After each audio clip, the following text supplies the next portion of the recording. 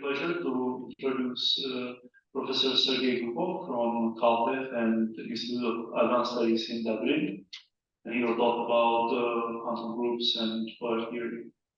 Yeah, so we can start. Thank you, Joseph, and thanks to all the organizers, Ludmila as usual, and as always for their tireless efforts in organizing such great events. And I apologize that I cannot be with you guys in person. I love Miami, I love visiting, but just this particular time, unfortunately, didn't work out.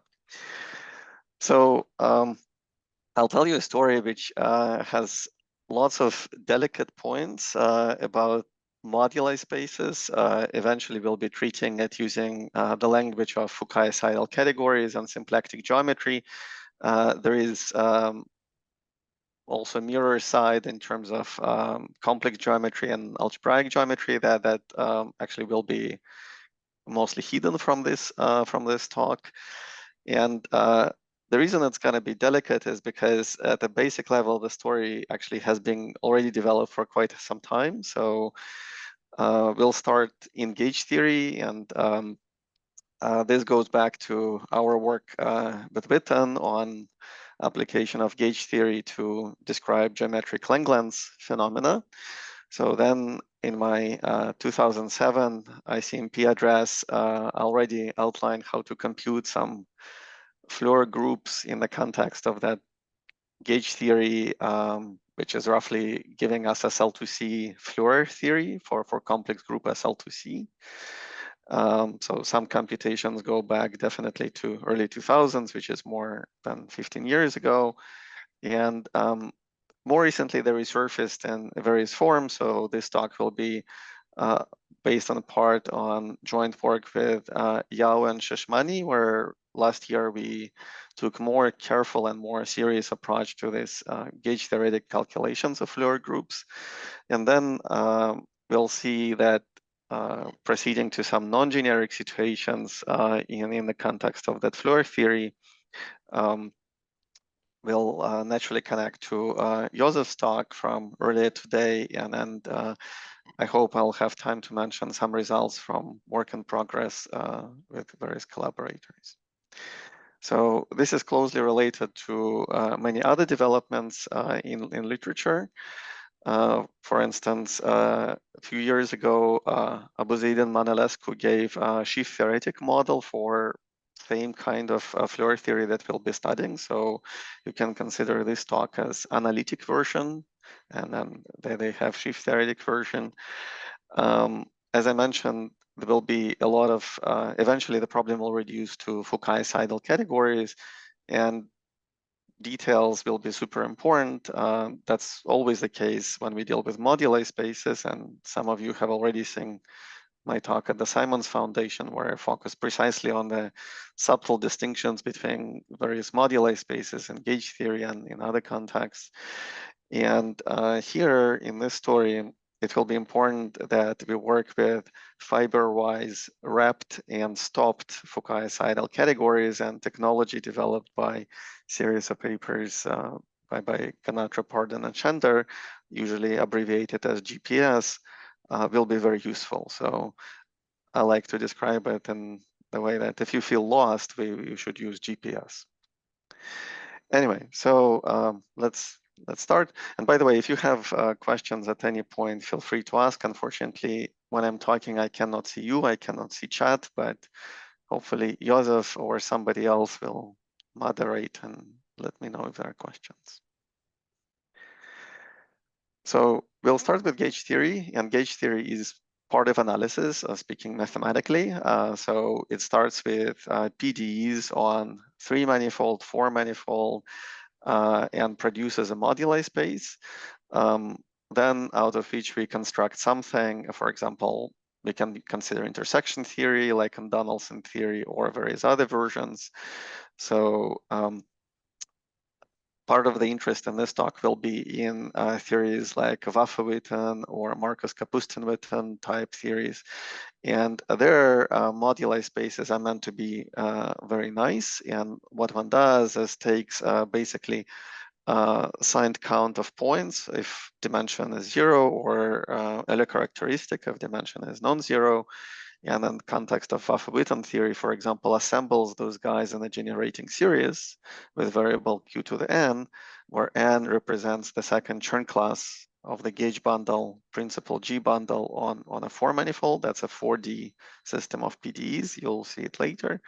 And this is meant to be a nice invariant that people study and love, and it has some modular properties and all kinds of cool things.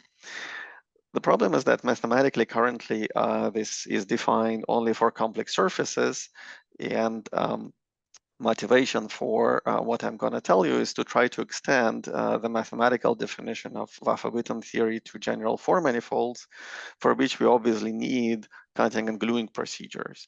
So it seems impossible to have this generalization without introducing various versions of gluing formulae, for which we need to understand how to cut 4-manifold along 3-manifold.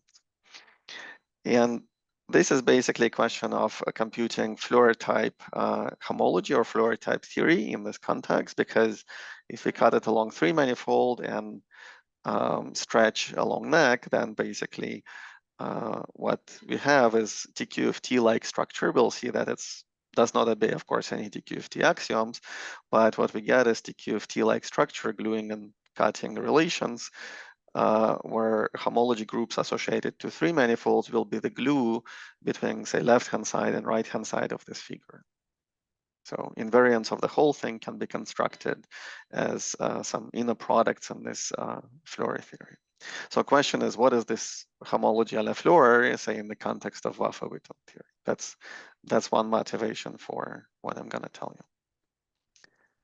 Okay, so Vafa-Witten theory is pretty complicated. So to appreciate all the interesting features of this theory, twists and turns, let's gradually start by building it from basic building blocks with something more familiar. So I'll start with Donaldson theory, and then gradually we'll introduce various elements and complexity, finally reaching the most advanced gauge theories and their analysis of PDEs.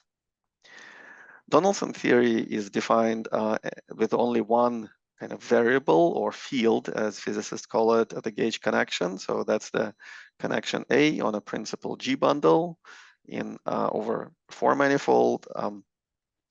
So for me, G will be U1, SU2 during most of this talk. So we'll focus on simplest possible non-abelian gauge group.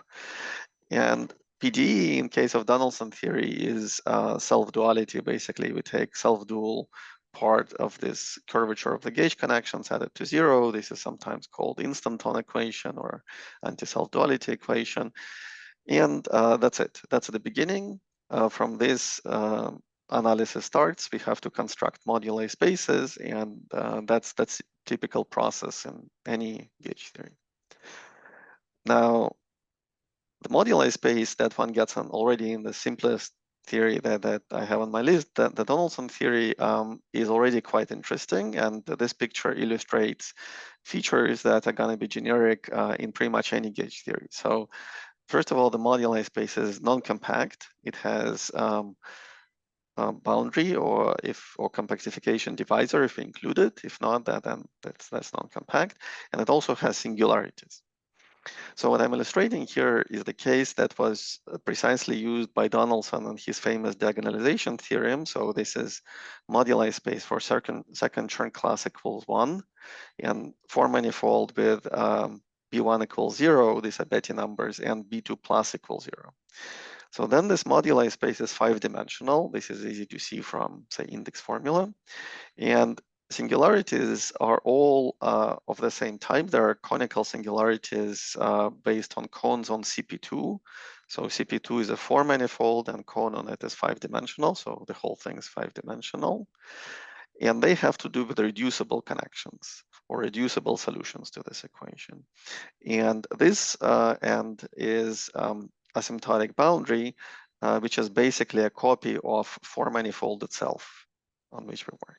So this illustrates basically two features, non-compactness and singularities, which are present in general. And Donaldson was trying to view this moduli space as a cobordism between a regional four-manifold and the singularities or conical points in order to prove his diagonalization theorem. So that's the picture in the simplest case. So then I'll gradually throw in more and more ingredients. Next stop in the survey is Seiberg-Witten theory. So it has gauge connection A, same thing, except now we'll take it to be U1 gauge connection. And we'll add another object, section of a spin, positive spin C bundle W plus on our four manifold. So now we have two variables, A and psi, so we need two equations. First equation is always going to be some variation of self-duality equation where we take Fa plus equals and then something quadratic in other variables. And once we have the spinner as a variable, then natural second equation is a Dirac equation. So that's indeed what one writes in Seiberg-Witten theory. So here, of course, it's a nice, well-studied theory. In fact, that's the only theory that has compact moduli spaces. That's extremely special. I don't know any other theory, gauge theory, that has PDEs whose moduli spaces are generically compact. So this is great exception, great source of inspiration and study. That's why most people really like Seiberg-Witten theory. And just like Andreas Floer took Donaldson theory and tried to construct Floer homology, here one can construct Floer homology groups, which I usually call monopole Floer homology. And inspired by T-Floer conjecture, Osses and Szabo reformulated them using symplectic geometry language. That's the Higert-Floer homology. And both common four flavors, which are pairwise equivalent, and developments in Higert-Floer theory led to many spectacular results, such as new proofs of Donaldson diagonalization theorem, new proof of Thom conjecture, and many other things. Okay. So to fix notation, because later we'll be computing Floer homology or Floer-like homology in more complicated theories, I want to introduce this notation. If you ask what is the Floer homology of a three-sphere in the context of Seiberg-Witten, then it's this particular module over C of U, usually denoted T plus. It's an infinite space, so in fact that's going to be general feature that all of these Floer type homologies will be infinite dimensional. And you can think of it as U1 equivariant cohomology of a point, which of course is same as cohomology of the classifying space of U1, CP infinity. So later when I show you some results, we can compare them relative to this T plus, scry T plus. That's a very typical thing in Seiberg-Witten theory. Okay, so next thing is a little bit more interesting, or first interesting case. It's basically a generalization of Seiberg-Witten theory where we have same players in the game, gauge connection A on U1 bundle, and instead of single section of a spinor bundle psi, we'll take several of them. So here they're denoted by a number of them as NF. Well, these equations are the simplest modification of Seiberg-Witten equations one can imagine. So we just, on the right-hand side for self-duality, write moment maps for all of the psi's and individually restrict each psi by the Dirac equation. So looks good, easy to work out virtual dimensions of moduli spaces and so on. But unfortunately, the moduli spaces here are non-compact. That's fairly easy to see. If you ask me later, I can give you a very simple example which indicates or explains why moduli spaces are always non-compact as long as we have more than one such psi. And this is going to be exactly the issue with more interesting PDEs, that moduli spaces are always non-compact. And in fact, there'll be really badly non-compact in Vafa-Witten theory or Marcus-Kapustin-Witten that we'll discuss in a second. And we'll have to be very careful about details, asymptotic geometries, and so on. But this, in some sense, is the first indication of non-compactness, or example where one can see it really well by hand. Luckily, this problem has a simple fix. In this particular case, there is a clear SUNF symmetry which acts on this sections psi I just by permuting them, rotating them among each other. So one can immediately ask, aha, if moduli space is non-compact, what about the fixed point set of this SUNF action? And if that's compact, we can just simply work with equivariant version of the invariants. And a simple theorem, well, actually maybe not so simple, that we proved with the Dushenko and Putrov a while ago, says that yes, this fixed point set is always compact, always means on general form manifold. So it doesn't have to be complex surface, it doesn't have to be manifold of Seiberg-Witten simple type. On general form manifold, fixed point set is compact, so one can proceed and define this. So this is a very standard trick. We'll see that in more interesting theories, when something gets non-compact, it will be a good idea to look for equivariant version of definition to reduce computations to compact fixed point sets. So any questions so far?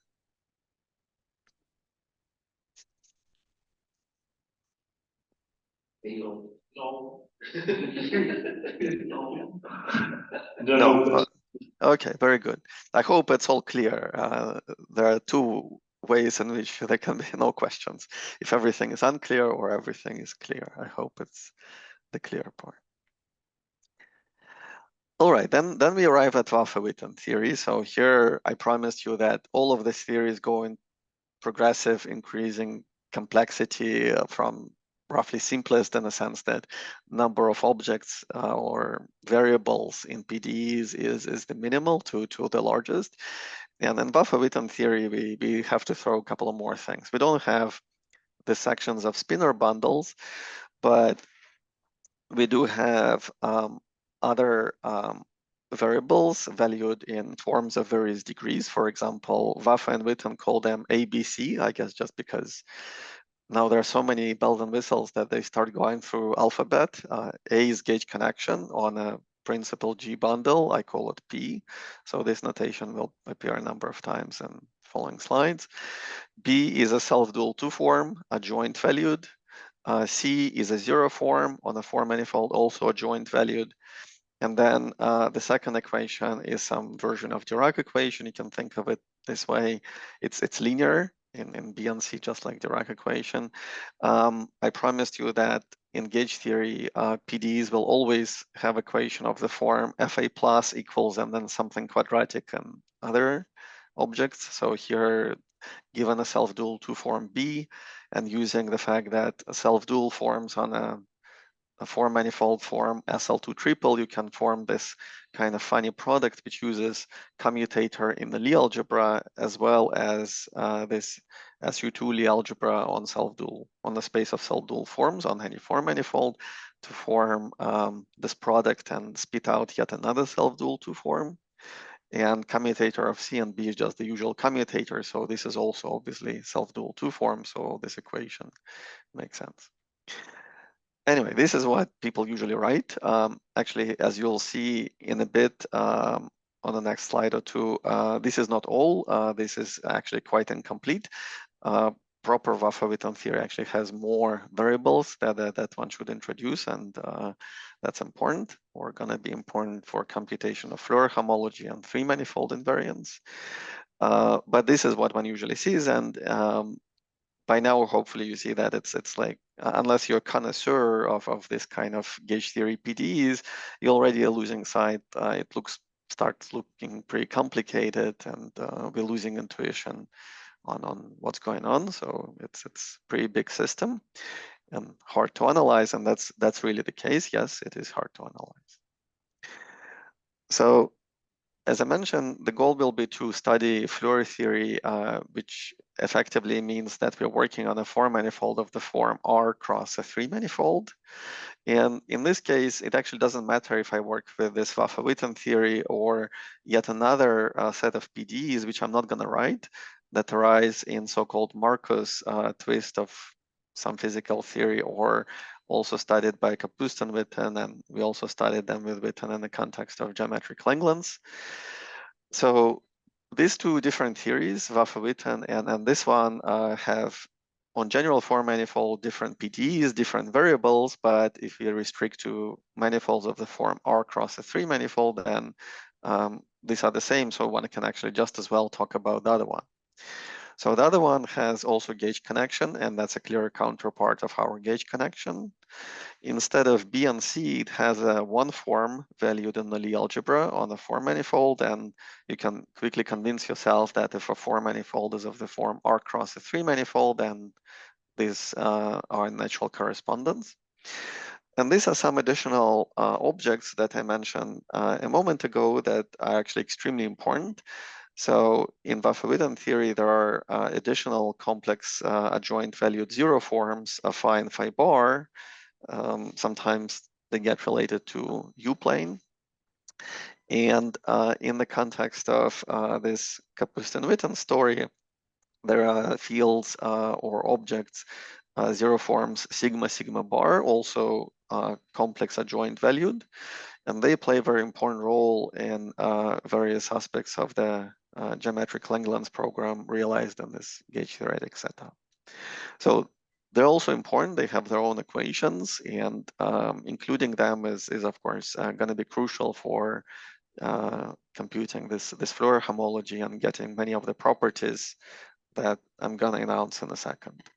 So in particular, there will be a vanishing theorem or result that I'll quote in the next slide or two, and that won't make sense unless we include this everything basically. Okay. So that was the setup. So I introduced for you in slow motion the key ingredients in this four-dimensional gauge theories. Like I say, in any gauge theory, the story goes from PDEs. Most of the work goes into constructing moduli spaces carefully.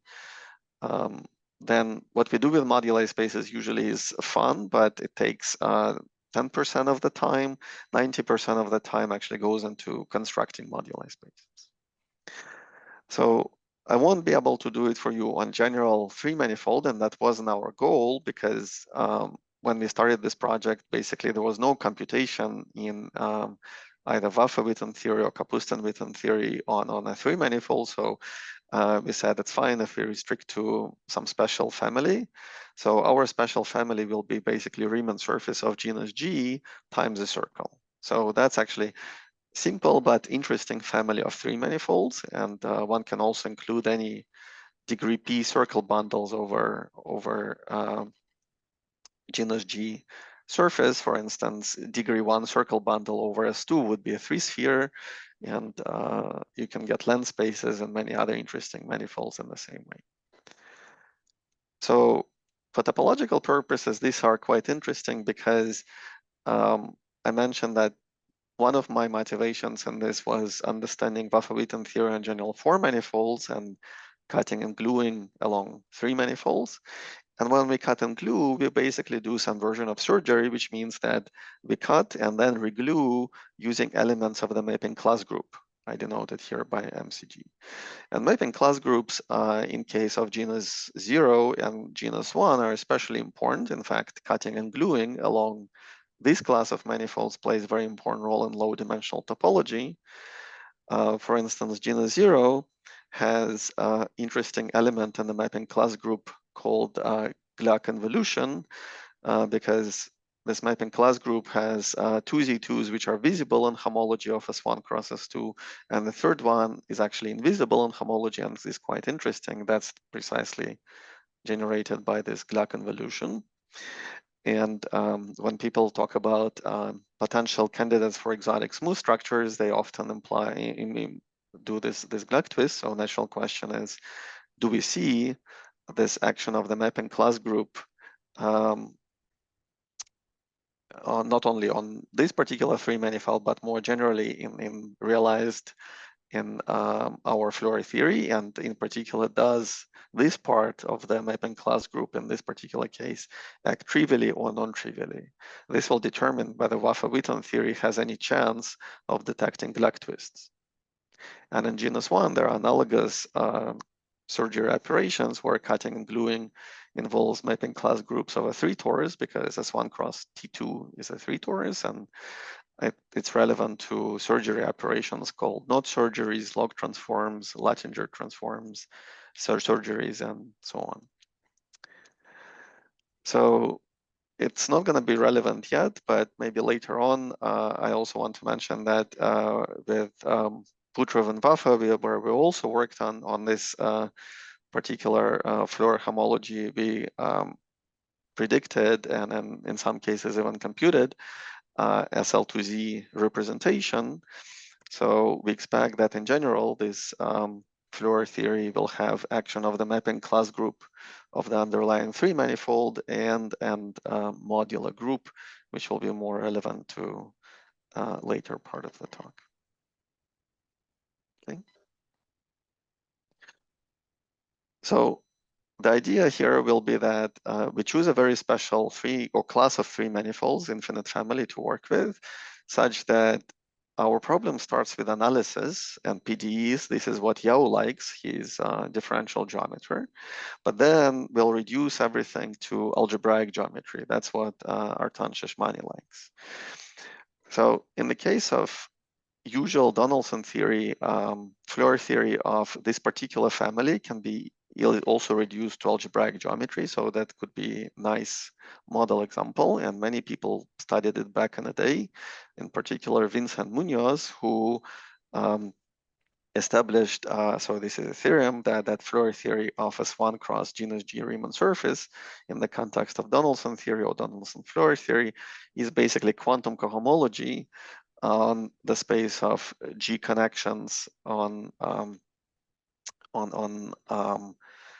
our surface sigma, or equivalently, one can talk about holomorphic stable vector bundles, the space of that I'll call bund G here, and quantum cohomology of this space. So this is the moduli space relevant to the problem, and its quantum cohomology is precisely the Floer theory. So the ring structure agrees, and there are many interesting details there, but that's basically one kind of incarnation of T-Floer conjectures, where one can reduce 4-dimensional gauge theory to 2-dimensional gauge theory on sigma in this case.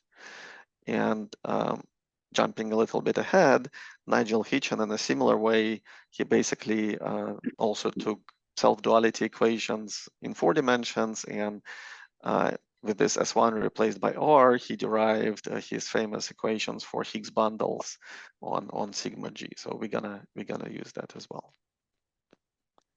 Okay. So this was the case of Donaldson theory or Donaldson-Floer theory in this setup that we're working with. Like I said, there are so many bells and whistles and many ingredients, in particular this additional field that we had to include. And all of them are important for the following special properties. So without including all of these guys, we wouldn't have this. That virtual dimension of these moduli spaces are always 0. Always means for any 4 manifold and any second Chern class. So this is very different from Donaldson theory, because their virtual dimension depends on a 4 manifold and depends on a second Chern class. So when we want to integrate something and expect this moduli spaces to be of positive dimension, we only get finitely many of them, so we get a polynomial expression. That's the Donaldson polynomial. In this theory, that's not the case. And that's the reason why this generating series as a Q series even makes sense and doesn't stop. It's not a polynomial, it goes forever for arbitrarily large values of n, precisely for this reason. So this property is a very cool property that, again, practitioners of gauge theory like a lot. That's why we even have this Q series functions and so on. But and this property is also nice because generically we would expect that, I'm not going to explain this in detail, why in this context, if you have this moduli spaces, then analogous statement to theorem of Munoz would be that it's usual cohomology, not quantum cohomology of this moduli space that gives the Floer groups. So that's also expected, and indeed, in what I'll show you in a minute, that will turn out to be true. But I want to point out that this is actually not just a nice blessing that virtual dimensions are always zero, that this leads to some interesting puzzles.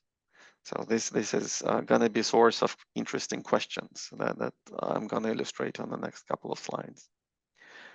Before I do that, any questions?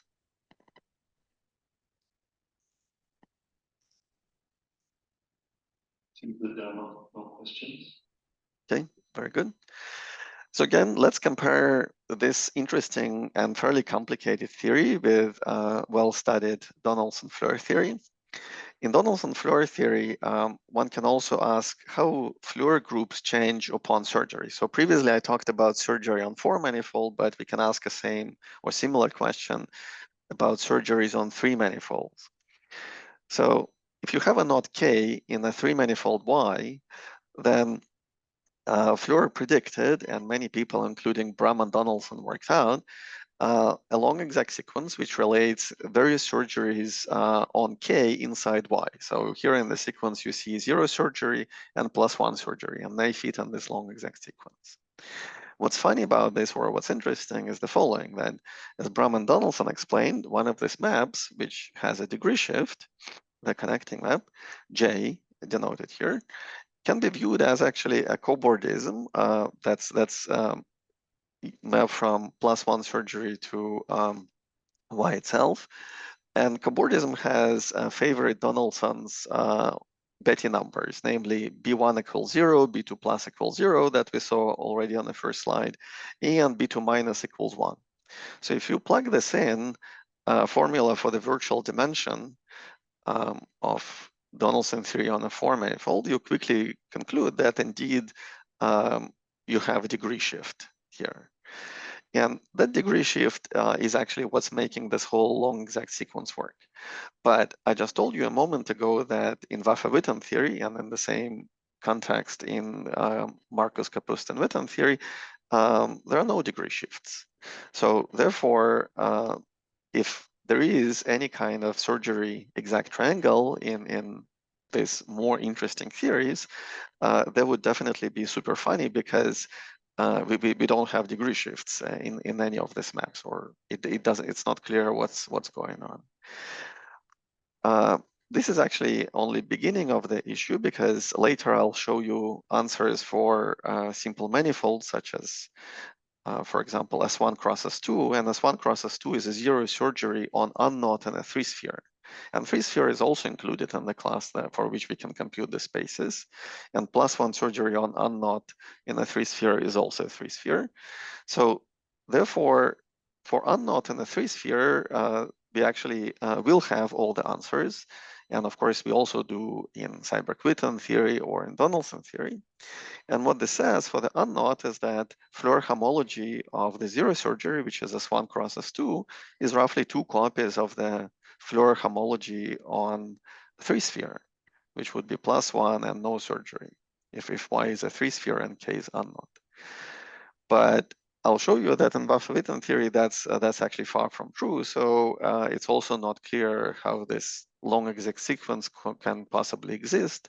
So one big question I have, to which I don't actually know the answer, is there any version of surgery exact triangles in Vafa-Witten theory?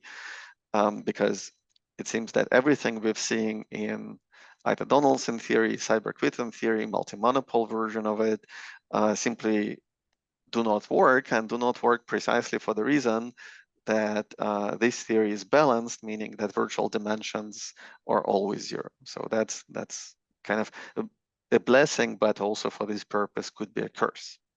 So that's interesting. Here is another comparison before I show you the final results.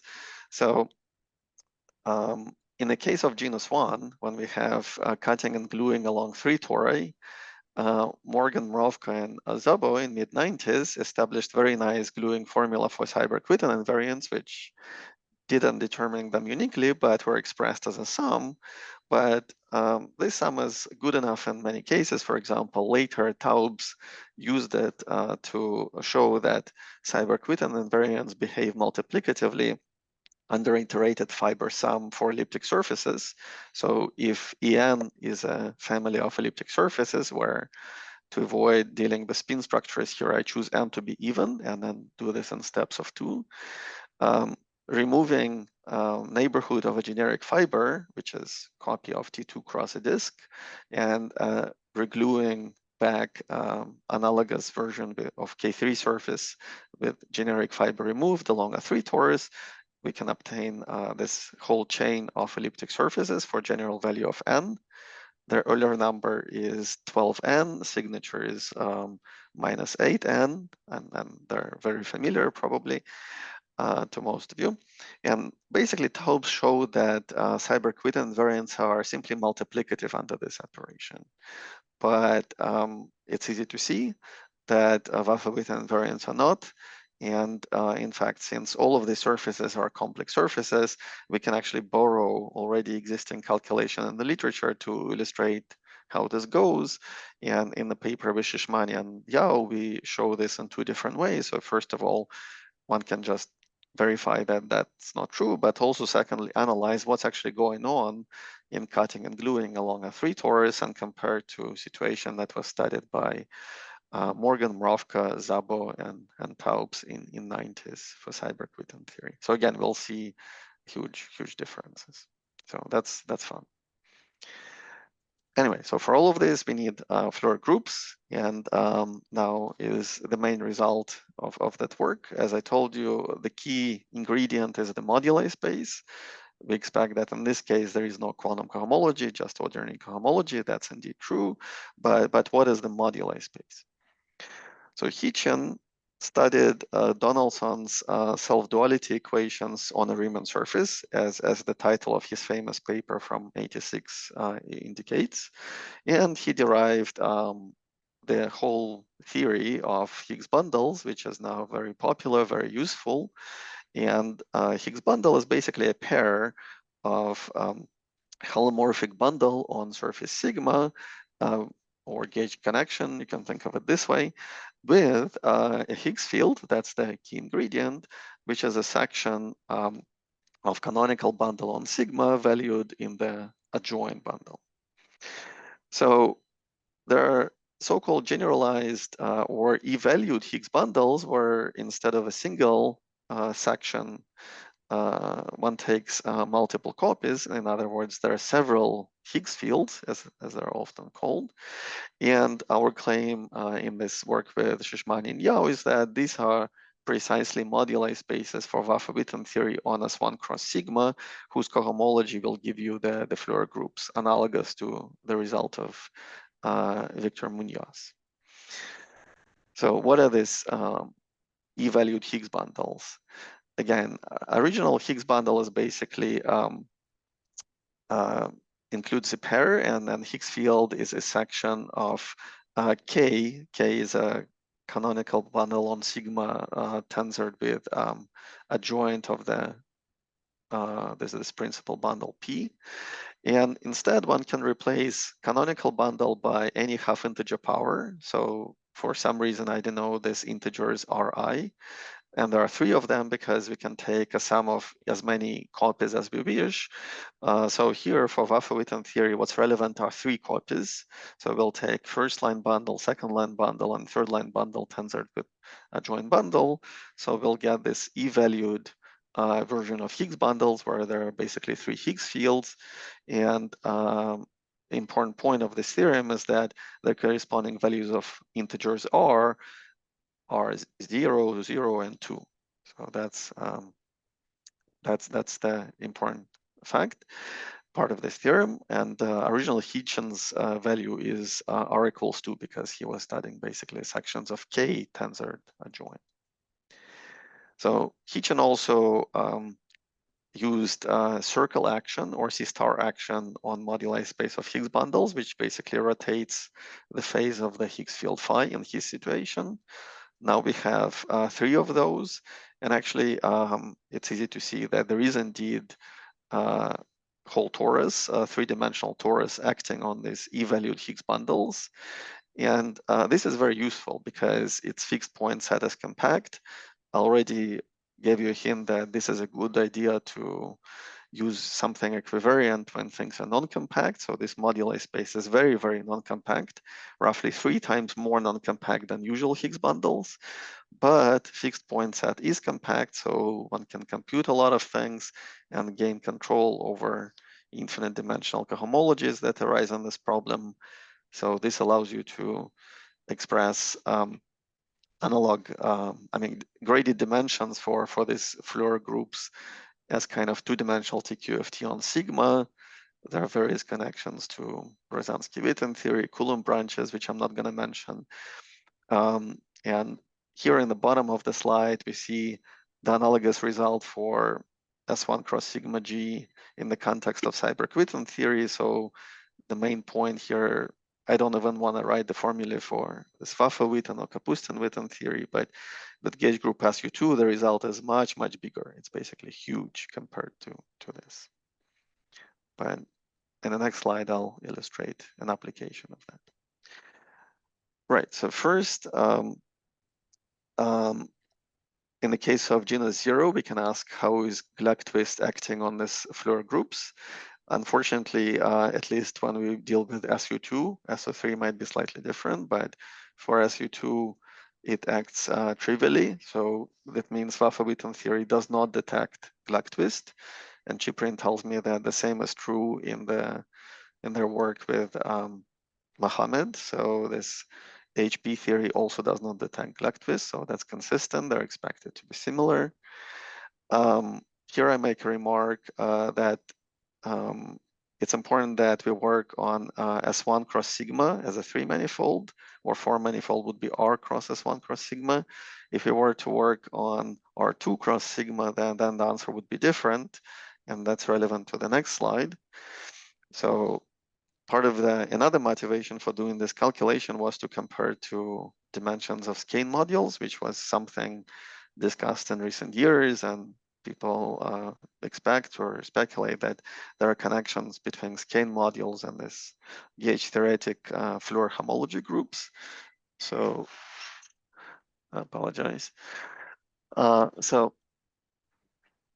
In this case, for instance, for S1 cross sigma G, one can compare dimension of the skein module, which is defined by Turaev, Kretitsky, and others in early 90s to our result of the calculation.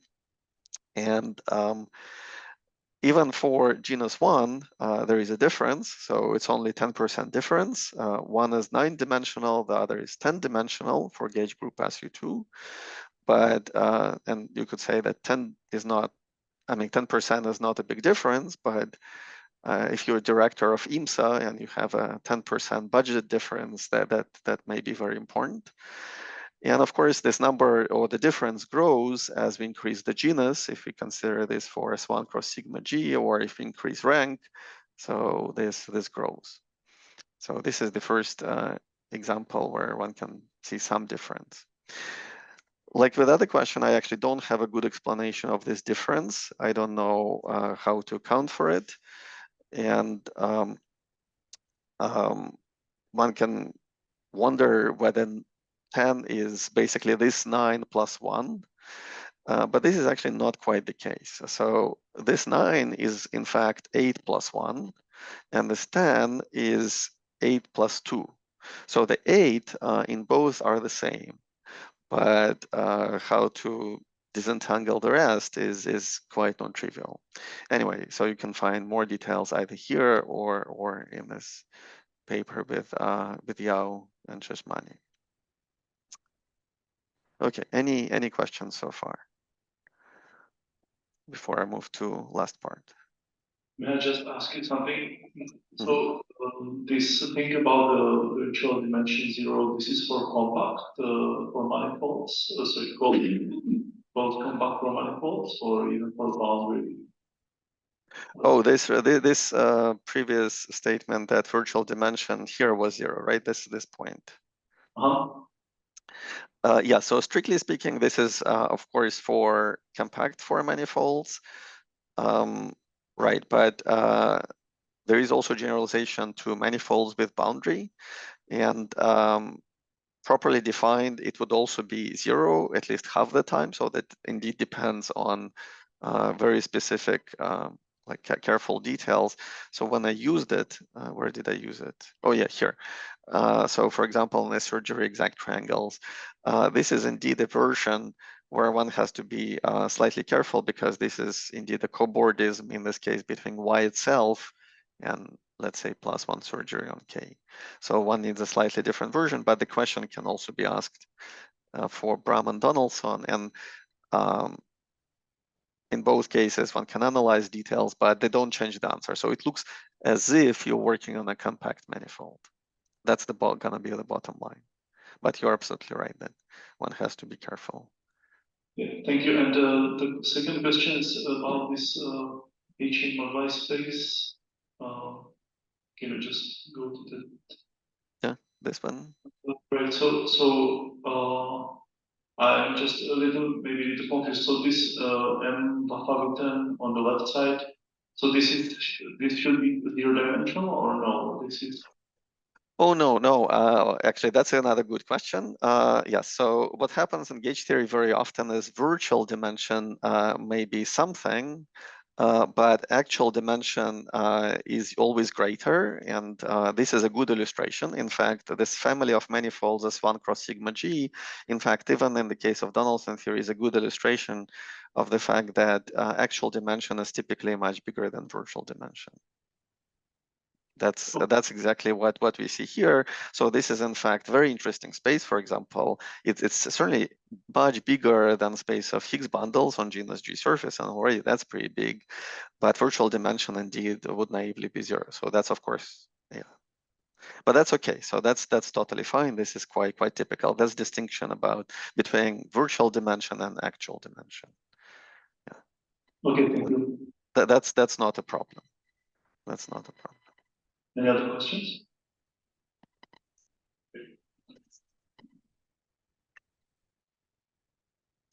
No more questions. Okay.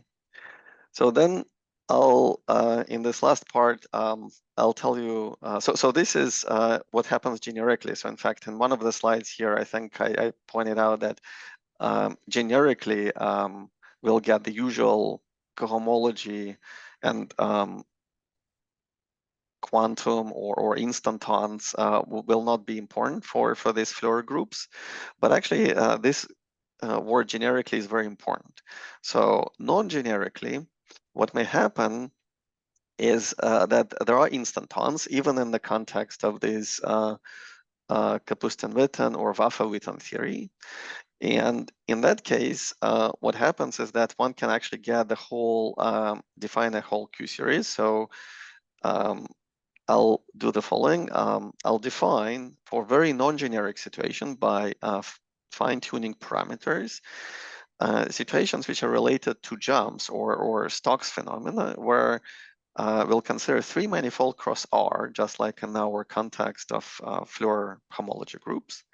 We'll fix one complex SL2C flat connection alpha on one end, one complex SL2C flat connection beta on the other end, and we'll count trajectories. This Morse-like instanton trajectories that connect alpha and beta.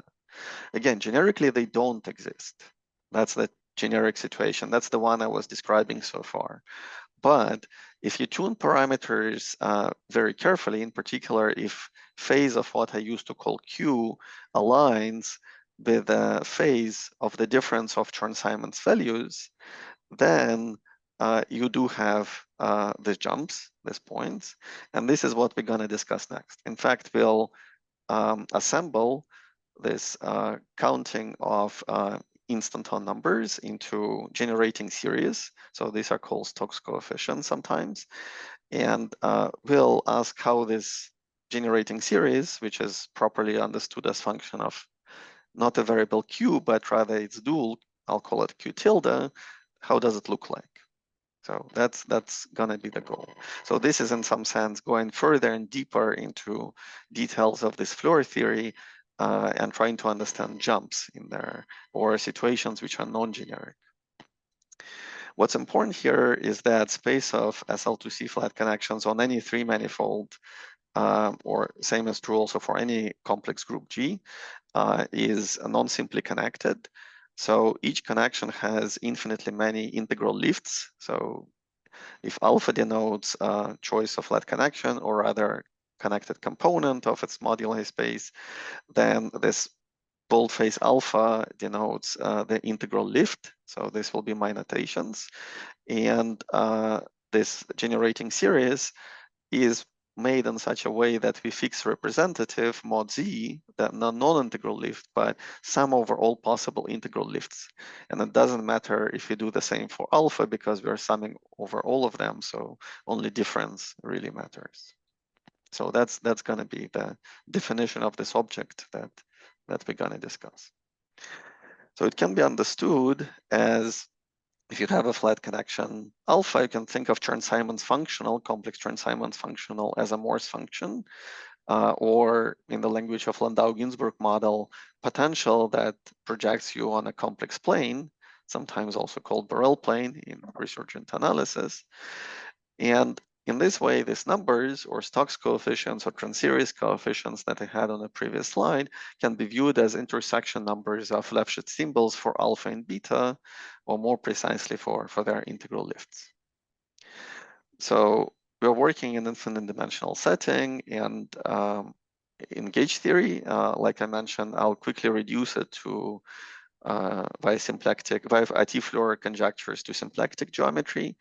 And in that case, it will be important to think about these numbers in the context of Foucault-Seidel category, which is fiber-wise wrapped and fiber-wise stopped.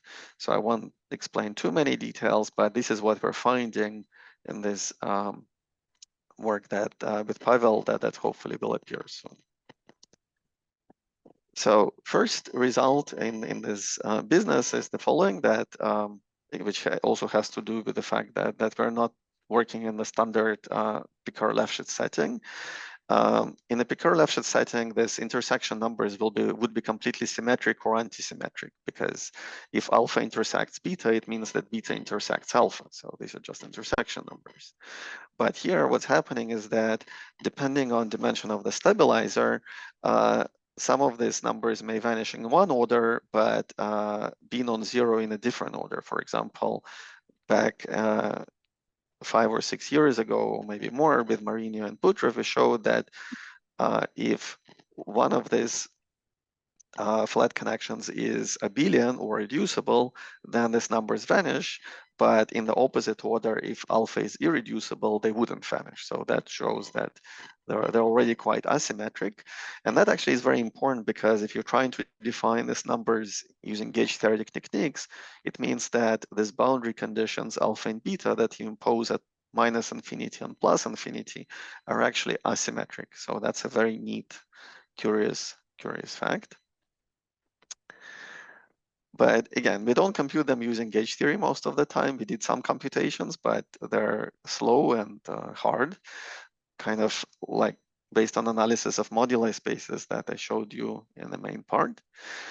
It's more fun to reduce it to Foucault-Seidel categories that I mentioned. And one way to do it is, for example, to perform Higger decomposition of a three manifold. So then one can look at moduli space of complex flat connections on each half of the three manifold.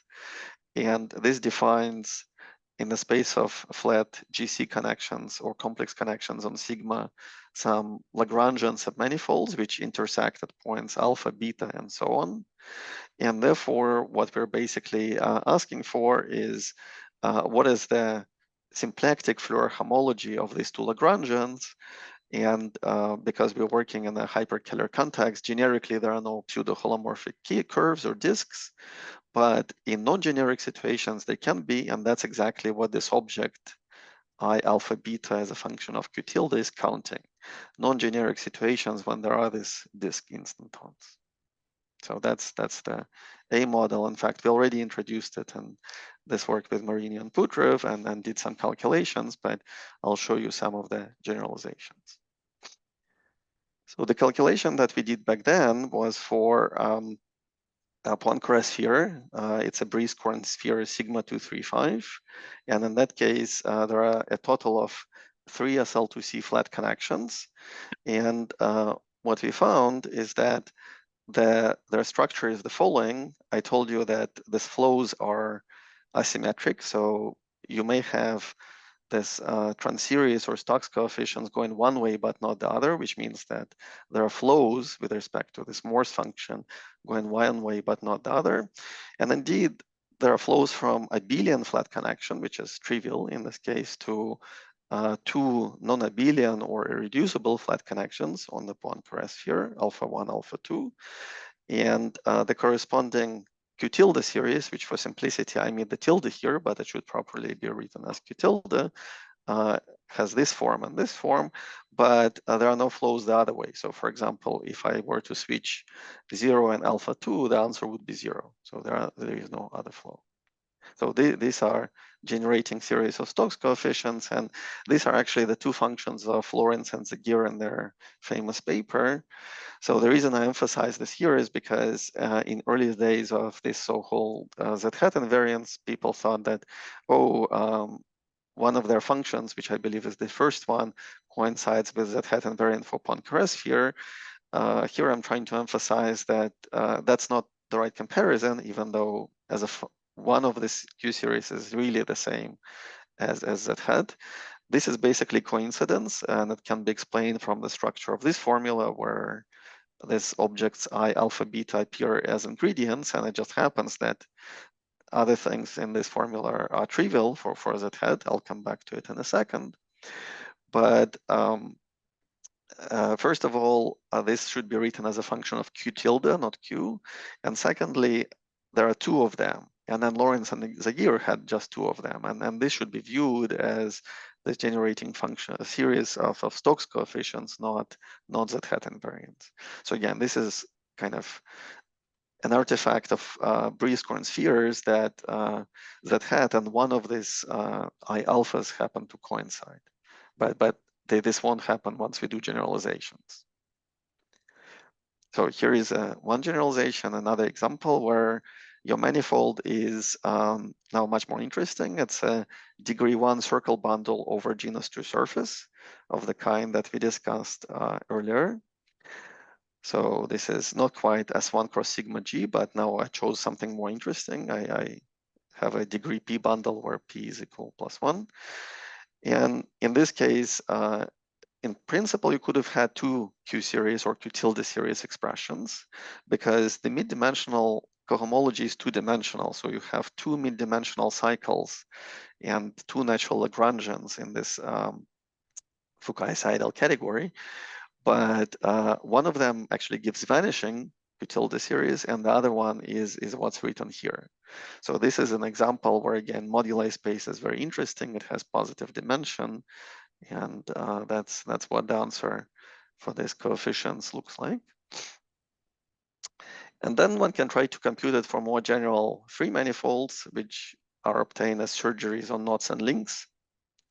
Of course, one needs to verify that the answer is invariant under Kirby moves.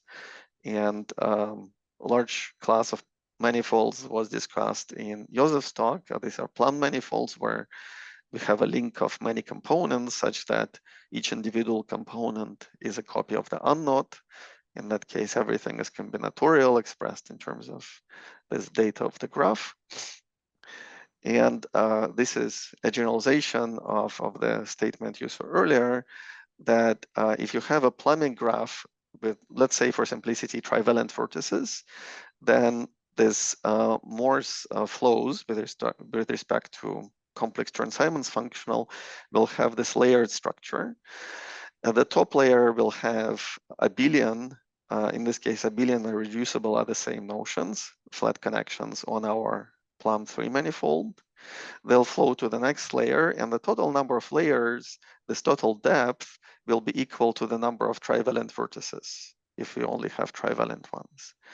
And this happens to coincide with the modular properties of the resulting Q series and Q tilde series, because those are expressed in terms of high depth modular, mock modular, false type theta functions. And it's interesting that notion of high depth with respect to this Morse flows, and here it's important to work with K-theoretic Stokes coefficients, something that was basically the whole point of my talk at the Simons Foundation that some of you saw. And this notion coincides with high depth in modularity. So I think this is yet another example where we have infinite family of surgeries on trefoil. That's again explicit answer for this generating series of Stokes coefficients. Again, we can reproduce it from Fukai's ideal category, and it's important to work with a wrapped and stopped version of Fukai's ideal category. And if you ask me where all these results are coming from, this is basically what I mentioned a moment ago, and I'll conclude on this point, that this invariant I alpha beta that I defined and showed you in quite a few examples is a basic ingredient in another invariant, which is meant to be quantum group invariant of 3 manifolds for quantum groups at generic Q. This Z-hat invariant labeled by spin C structures, and its rigorous definition is available for Plum manifolds, which was focus of Joseph's talk. It can also be defined for surgeries on many links. In fact, almost sufficient to define it for general 3 manifolds, because any 3 manifold can be obtained as a surgery on a homogeneous link, homogeneous braid link, if one includes a zero surgery. And this illustrates that zero surgery is very important. This is something that we currently don't have, zero surgery formula in this world. But one still can recover it for pretty much almost all 3 manifolds. And the reason I can show you many of the previous examples is that we know this big invariant, and with some work, one can extract this much simpler invariant I alpha beta, which encodes or appears as part of it from resurgence perspective. So here I wanted to mention various aspects. I think I'm out of time, so I'll skip this. And I want to add on a quick announcement that some of you already know. In December 10 to 13, we'll be organizing a conference on mathematics and machine learning at CalTech. And I know that some of you are interested in the subject, and hopefully we'll see you there. So I apologize for running slightly over time, and want to thank you for your attention.